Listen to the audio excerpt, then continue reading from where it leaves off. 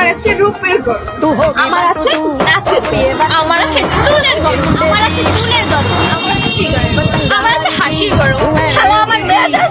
এমনিতেই গরমের ঠেলায় বাংলাদেশের মানুষের কলিজা হালাইতাছে গলাইয়া। আর ওগো সাহস কত বড়, ওগো পয়েন্টে পয়েন্টে গরম, তাও বলতাছে লাফাইয়া ফালাইয়া। এই গরমের জন্য আগে দোষ দিতাম সূর্য মামার, বাট এখন বুঝতে পারি এটা ভুল ছিল আমার। কারণ আমাদের দেশের একদল মেয়েদের রূপের গরম এমন ভাবে গেছে গা বাইরে।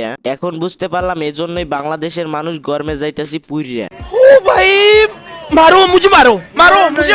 এমনিতেই প্রতিনিয়ত গরমের ঠেলায় মানুষ যাইতেছে গা মারা, আর এদের গরম নাকি হেডা ভরা। হ্যাঁ, বুঝতে হইবে এটা বাংলাদেশ বলে কথা। এইখানে চলবই যত সব ছাতা মাথা, মানে এদের কথায় কোনো লজিক নাই। যেখানে আমার বন্ধুরা তোদের শুধু দেখছে এক নজর করে, এতেই তারা গেছে অজ্ঞান হয়ে পড়ে। বুঝলাম না তারপরও নিজের রূপের আগুনে জলস কি করে। যেখানে তোদেরকে এক নজর দেখা তিনজন গেছে অজ্ঞান হইয়া, সেইখানে কিভাবে নিজের রূপ নিয়ে গর্ব করোস। বাদ দেন, এরা বেটি মানুষ ভাইয়া।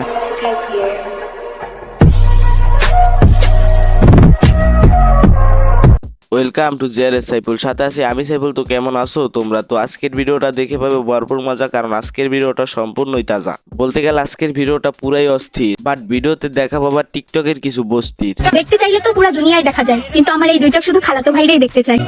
দেখতে চাইলে তো পুরো দুনিয়ায় দেখা যায়, কিন্তু আমার এই দুই চোখ শুধু মামাতো ভাইরাই দেখতে চায়। তুমি দেখতে চাইলে দেখতে পারো, নাই কোনো বাধা। তবে এই একই কথা বারবার বলে পরিচয় দেও কেন গাদা? খালাতো মামাতো ফুফাতো সবই লাগে তোমার একা, এইগুলা কিভাবে সামলাইবা? তোমার ওইটা কত বড় একবার উচিত দেখা। তো দুষ্টুরা তোমরা আবার ভাইবো না উল্টা পুল্টা জাতা, কারণ আমি বলতেছিলাম তার মনের কথা।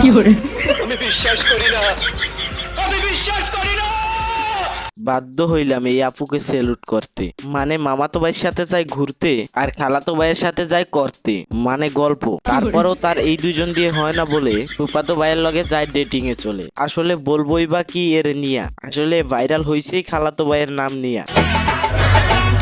জান হবে নাকি?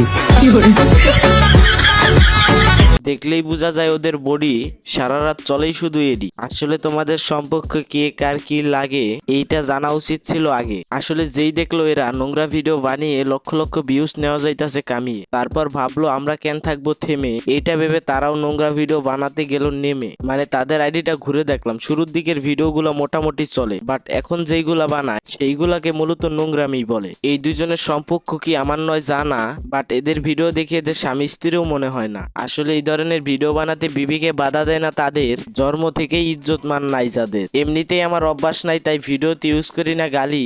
এজন্যই তোরা গালির হাত থেকে অল্পতেই বেশি গেলি। মানে উচিত ছিল তোদেরকে এমন ভাবে গালাগালি করা যা শুনে মানুষের ঘুমান্ত পশুটা হয়ে যায় খাড়া। তো যাই হোক প্রিয়, আজকের ভিডিওটি মোটো হয়নি মন্দ। ভালো লাগলে লাইক কমেন্ট শেয়ার করে মন করে দিতে পারো শান্ত। তো আল্লাহ হাফেজ, বাই বাই।